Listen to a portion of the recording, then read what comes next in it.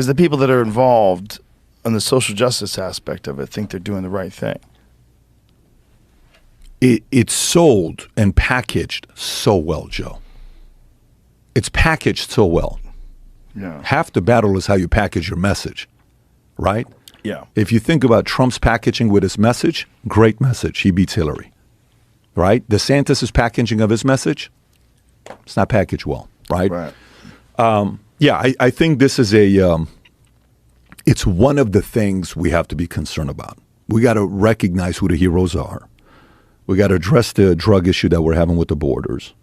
We got to kind of see what's going on with these monopolies that no one's looking at. Like, no one's looking at this stuff. And, what is a monopoly? Are we really enforcing our monopoly law? Yeah, I don't know if we are.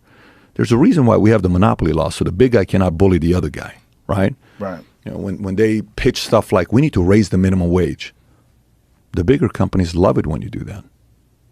Trust me, the big companies love it when they raise minimum. Amazon loves it. Walmart loves it when you raise minimum wage. Keep saying raise minimum wage. They don't have a problem going from $13 to $15 to $20. They could care less if you keep doing that, because they're going to raise their margins by 20% or whatever it is and make the money back on the back end. They're not dumb. And you're still going to buy it. We're still going to buy it. We don't have a choice. But it's going to put that guy across the street out of business. So the more small businesses go out of business and fewer small businesses we have, the more these big companies are controlling us. Like, this whole thing with banks going out of business, and Chase bought a couple of them and these guys bought a couple of them.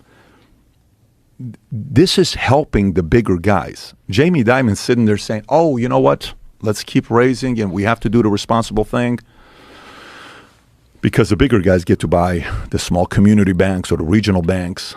This favors them. So this concept about, the bigger guys don't want to raise the minimum wage, it's the small business owner that doesn't want to raise the minimum wage. That's the guy in Kansas who cannot afford it.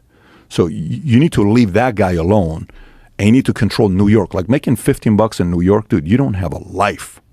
So I understand New York's minimum wage has got to be different. But New York's minimum wage has got nothing to do with Kansas. It's got nothing to do with Oklahoma. It's got nothing to do with North Dakota, right? It's got nothing to do with some of these places that can't afford to have a number like that happen. But the Walmarts, the Amazons, the bigger guys are like, oh, yeah. Well, you know what, Bernie Sanders? You make a lot of sense. We're going to do the noble thing. And moving forward, Amazon, we're going to put our minimum wage at $15. That guy's working at Joey's liquor store or Joey's market across the street that's been there for 72 years, passed down in 3 generations. He goes to Joey and says, hey, listen, bro, I know you're Joey the third. I got to go work at Amazon. They're offering $15 an hour, and I'm only 18 years old. I'm only 19 years old because you're only offering me $12.20. Now, that guy's going to say, okay, I'll go to $15 as well. Totally get it, but that guy gives a richer benefit. Now he has to raise the prices. Now families go to Amazon.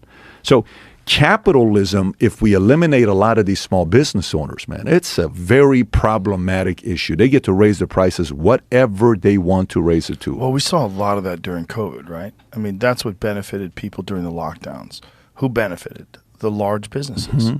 Large businesses that were labeled as essential, while small businesses were forced to stay shut, which was wild. How many restaurants shut down? It was in Los Angeles at one point in time, it was more than 70%. Think about, most restaurants have a story. You go to a restaurant, you're like, so how'd you guys start this place? Right. How many of these guys do you have? Oh, we have 3 of them. How did it get started? Mm-hmm. Guy named, Louis started it 48 years ago, and his son did this, and now his, grandson is running it. Mm-hmm. That's freaking awesome. It's the American dream, bro. It's awesome. Yeah. Son is not making $200,000 a year, and he's doing okay for himself, and restaurant is his. Boom. 48 years. Gone. The average person is like, yeah, it's just a restaurant. It's not a big deal. That family's legacy, that dad busted his ass in the 60s or the 70s to pass this down to his son and his grandson, that guy's dream is done. You know how we go to funerals and you're sitting there saying, oh, man, that guy's crying pretty bad. He lost his mom, man. I don't want to go through this. One day, go, look at that guy. He lost his wife or he did this. You cry, right? It is just as emotional to me when a small business that's ran by a regular family, they've kept it in. They've made their own money. They didn't rely on the government. They didn't ask for handouts. They busted their asses. Restaurant is a tough business. You lost your business. That's a funeral. That's a lot of funerals that we had. All those stories, all the going to bed, you're laying next to your wife, and you're saying, babe, you know what I'm watching about Gary? What, babe? I think he's going to run the restaurant one day. And wife says, babe, I feel it as well. I'm so happy. It's going to be so great. That's Gary. That's the father and the mother's dream that put so much time into it. In our community, there's a family. They bought 3 houses, right? And the mom and dad started this medical company, and they grew it. They got 7,000 employees today. And now both sons are living next to them. Each son has 4 kids. And you go into their house, tradition, here's what we do Tuesdays, Mondays, da-da-da-da-da. Like, what a great story. I look at the mom and dad, and you see mom and dad, the founders are always a little bit rougher because they're the ones that pay the price. You can always feel, there's a certain dynamic to it. So, yeah, I don't know. I think, to me, a Trump candidate, I really wanted DeSantis to play ball. I really was. When I read his book, I'm like, okay, this guy's going to come out and announce now. When he came out with his book, he didn't. I think they missed the mark. We moved to Florida because of DeSantis. This is what we moved to Florida for. We were living in L.A., and I was going to move the media company to potentially Newport Beach because I like Newport Beach. We were looking at Greenwich to be right outside of New York so we can recruit talent. We looked at Nashville. We thought about staying in Dallas, and we thought about Tampa.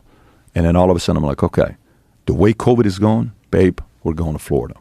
We went and rented a house Christmas in Fort Lauderdale, and I said we're moving to Florida because of DeSantis.